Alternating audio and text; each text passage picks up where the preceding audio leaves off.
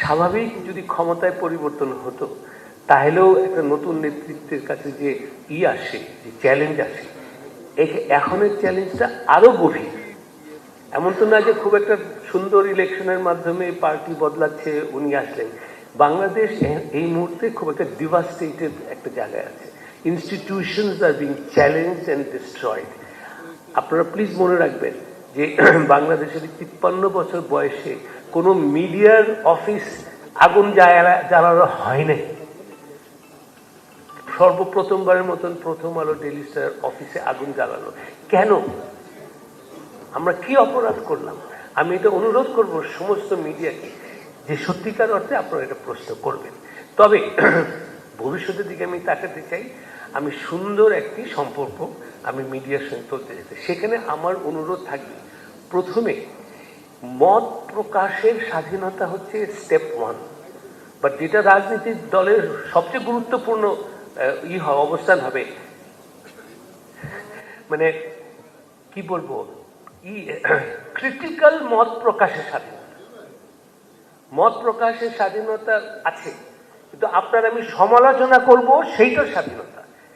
এখন সালাউদ্দিন ভাই, you are very friendly to the media because you are out of পাওয়ার।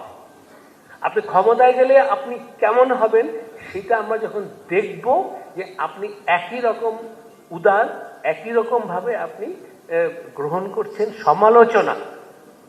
আমাদের এই 53 বছরের রাজনীতিতে বড় বড় অভিজ্ঞতা হলো যে কোনো সরকার কোনো দিন তারা ক্রিটিক্যাল জার্নালিজম অ্যাকসেপ্ট করে নাই।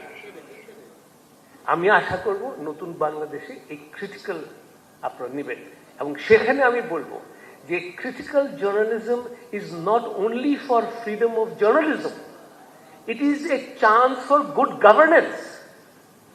আপনি স্বাধীন সাংবাদিকতাকে আপনি করবেন, নার্চার করবেন, অবশ্যই আমাদের তাতে ইন্টারেস্ট, কিন্তু ইউ মাস্ট বি কনসিয়াস যে আমি যদি সত্য কথা শুনতে না চাই, I will make mistakes, I will repeat those mistakes because I have never taken critical journalism seriously. আমি এটাও বলবো, আমরা যে ভুল করি না তা না, আমরা ভুল করতে পারি।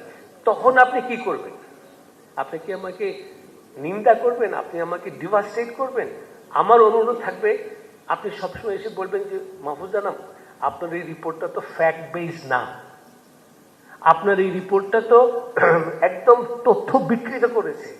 আমি আপনাকে প্রমিস করছি, when you point out that my report is not fact based, when my report is incorrect, I will apologize.